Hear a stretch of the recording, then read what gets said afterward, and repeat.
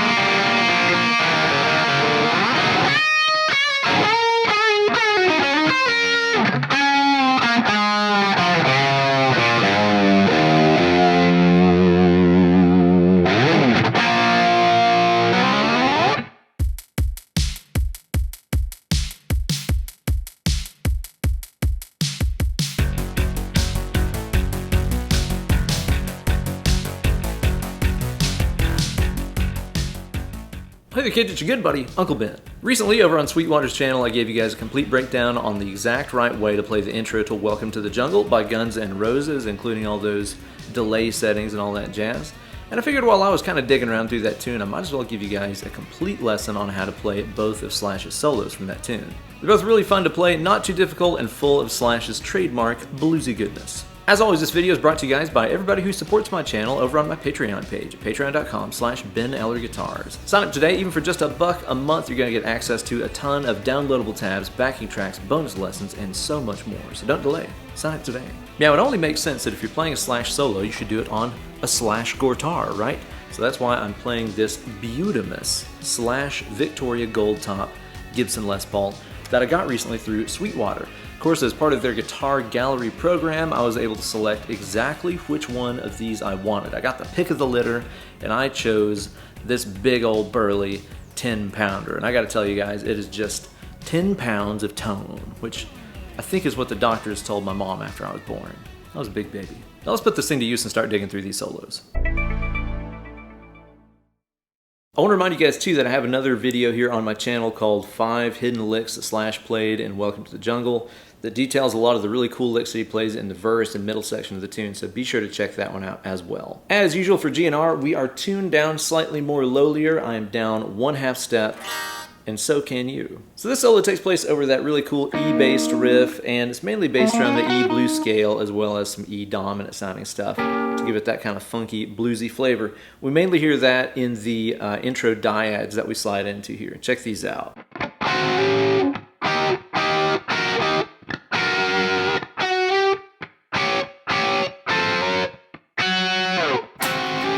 Next we're going to go to this dyad. Bar here on the 12th B and G, and we go back to the previous dyad. After this, you're going to play that one-finger dyad again on the G and B strings. Next what we're going to do is just to slide into that G sharp note. I kind of suspect this was supposed to be a double stop again, but he just missed a note. I don't know. Then you're going to play... So this is grabbing, it feels like a power chord, but again we're playing the G sharp and D, the 3rd and flat 7 of that E kind of tonality. And then slide in here.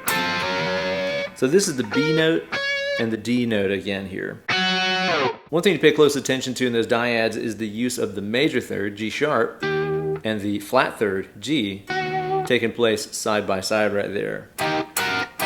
Something that's really common in blues playing to hear. It's like, is that, is it major? Is it minor? Is it live or is it Memorex? Is it delivery or is it DiGiorno kind of tonality? Really cool to see him using that in this rock solo. As you play this, be sure to keep it loose and dirty and incorporate some of those kind of muted pick strokes that you can hear on the isolated guitar track. That kind of stuff just keeps it really greasy. After that, we get into this lick with a slide. So start off by sliding up on your G, and I think he slides up to about 18. It doesn't really matter because what you really hear are the next 2 notes here, which is going to be your E. Kind of make that your target point. Then grab this B note and give it a 1.5 step bend. After this, we're going to take the bend down and do that move. So I played B, B flat, and then I'm gonna play the A note right here and give it a whole step bend. After that, again, this is that minor, major, flat 7 thing that makes it sound dominant and bluesy. Then we have this last lick. I see a lot of people starting that off with like a bend, but I don't think that's what Slash does. Slide up here to the 12 on the high E, play the D, then walk down 3 notes here on the B string. B, B flat, and A. Now after you play that A note, give it a half step bend and slide down to G, and then reiterate the last 2 notes. And then walk down the G string here, you're going to be playing the E and D notes. And then we're going to walk down the D with the same notes that we used earlier. We're going to play, so this is B, B flat, A with the half step bend, sliding down to G, okay? It's almost like the same lick in 2 octaves. And then after that, slide up here to E on your G string and walk it down again. Kind of puts light pinch harmonics on here, kind of Billy Gibbons style. And that is the entire first solo.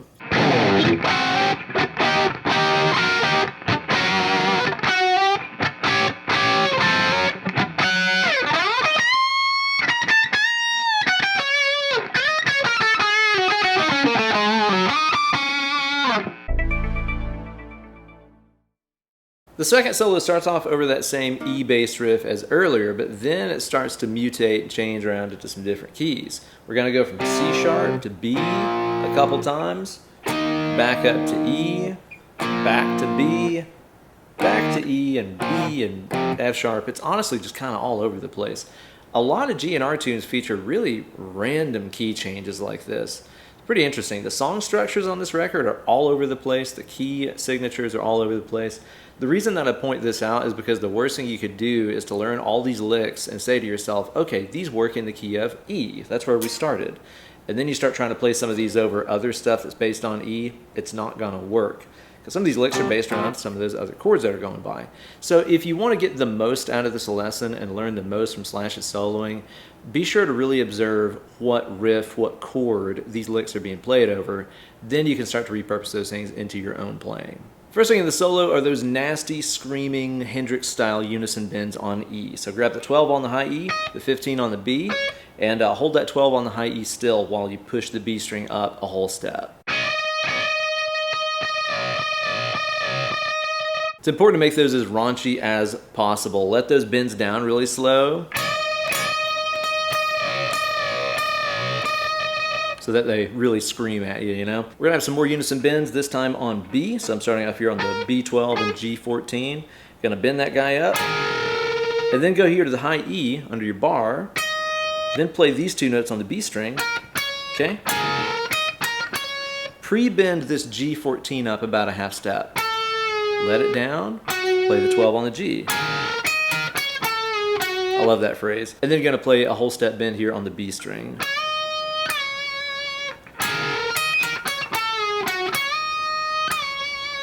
This is where the solo section goes from the C sharp to the B. Here's the licks he plays.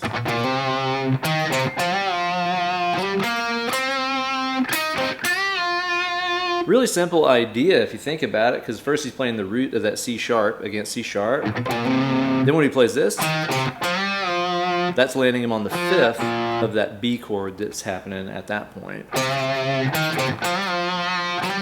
Then just the same thing in another octave.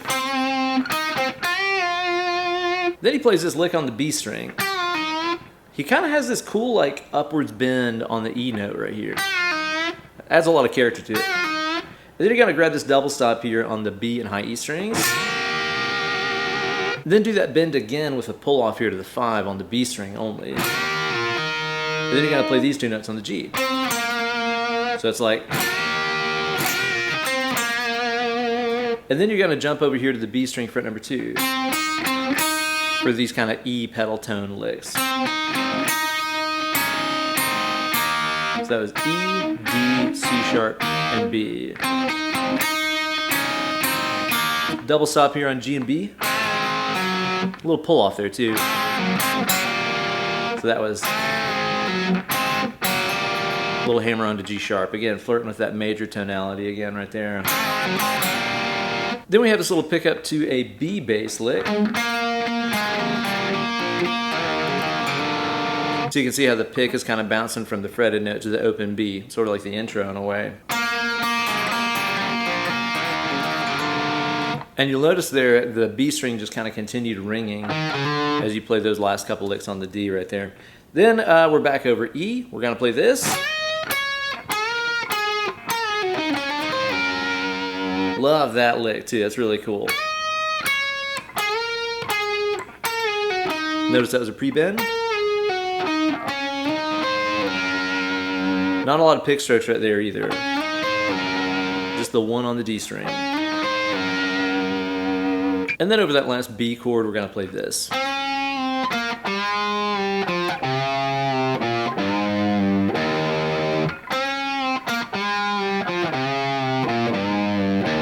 Nothing too crazy. And again, you can see there how he's outlining the roots and fives of that B chord. Root, five, root. And then this E is kind of a wild card, but that builds you up to the F sharp where the solo ends. And that's the entire thing. After that, there's like an overdub where he uses a slide and plays that B kind of dyad and takes it up the neck. Hit that on there if you want to. But the entire second solo is going to sound something like this, starting with those screechy bends up top.